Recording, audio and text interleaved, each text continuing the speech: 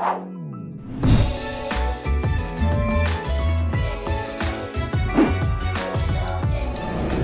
mga kasama, dito na tayo sa Plaza Palisok. Natuluyan na talagang giniba mga kababayan. Sayang naman, no? Sayang naman yung landmark. Sana na-integrate na lang, no, dun sa plano nila. So hanggang dito na nga po.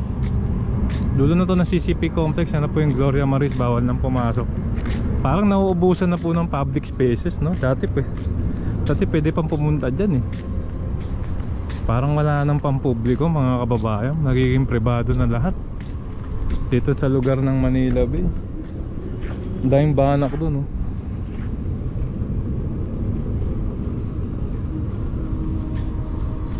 Ayun, oh, ang laki po ng bako, oh.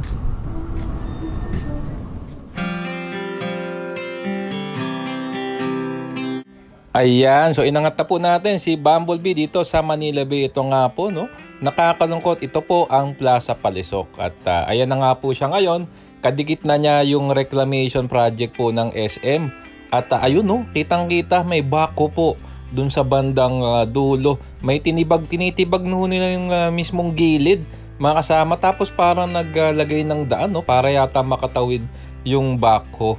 Ayan, so nakakapanghinayang mga kasama. Kasi po ito mga kababayan, no, pumupunta po ako dati dito ng nakabike, ng nakamotor. Tapos nangingisda-ngisda po ako dyan, nagpipishing. Tapos sikat din po ito sa mga bikers, no. Oo, libre lang po pumunta. Ngayon sarado na. Ayan, so talagang kadikit niya na po, no, yung reclamation project ng SM Prime. Ano kaya ang plano dito sa Plaza Palisok? Nakakalungkot lang po, no, na hindi na natin siya mabisita. Kaya pala pag tinatanong ko, sarado pa raw, no. Taon na po siyang sarado. Ayan, so tignan natin yung iba't ibang anggulo na nang ginagawa rito. Hindi ko po mawari kung sisirain po ba nila ng buo ito o ginawang daan lang yung maliit na tulay na yun para makadaan yung mga bako. Abangan po natin ang mga susunod na mangyayari, no? Pero sana ma-integrate na lang nila itong Plaza Palisok, no? Isa sa mga secret landmarks ng Manila Bay ito mga kasama. Tapat lang po yan ng Gloria Maris at malapit ayun yung Coconut Palace. Dito po yan sa CCP Complex.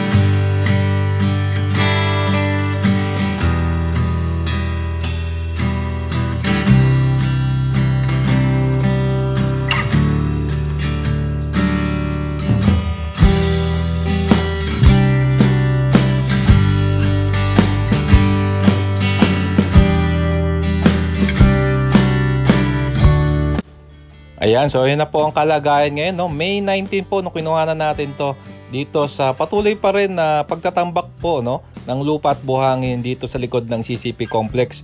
Yan nga po ang Plaza Palisok, no? Sana ma-integrate na lang nila, wag nilang masira Napaka-iconic kasi nito, no, ng lugar na ito. At sana makapag-iwan pa rin sila, no, ng mga lugar na pwede pong puntahan ng publiko. Kasi parang nagiging private na po yung karamihan ng coastline dito sa Manila Bay, no. May nakausap mga po ako habang tayo ay bumisita rito. Paunti na nga raw po ng paunti na pupuntahan nila. Talaga namang may mga pagmamay-ari na, no, marami ng restriction.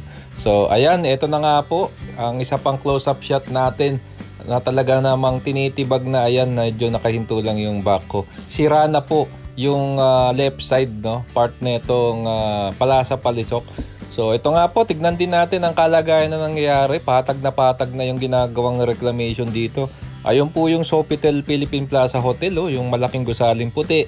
At yun yung Lime Resorts Manila na ilang taon pa lang pong nakabukas.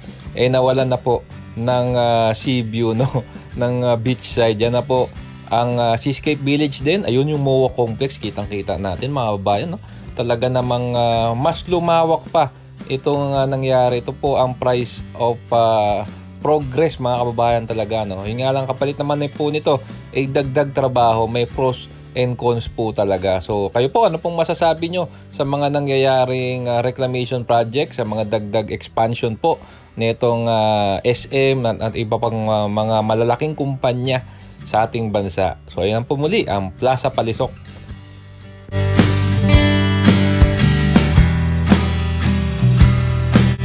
Ayan, so ito na po ang CCP Complex. Napakaganda ng Coconut Palace, mga kasama. Muli, yan na po yung Gloria Maris, yung nasa lower right portion, no? At yan na po ang Plaza Palisok. Isa po sa mga matatagal ng pasyalan dito, no? Public pasyalan na ngayon po ay hindi po natin mawari kung ano ang mangyayari dahil nga po ay katabi niya na itong reklamasyon ng SM Prime. Yan na po ang ating Manila Bay.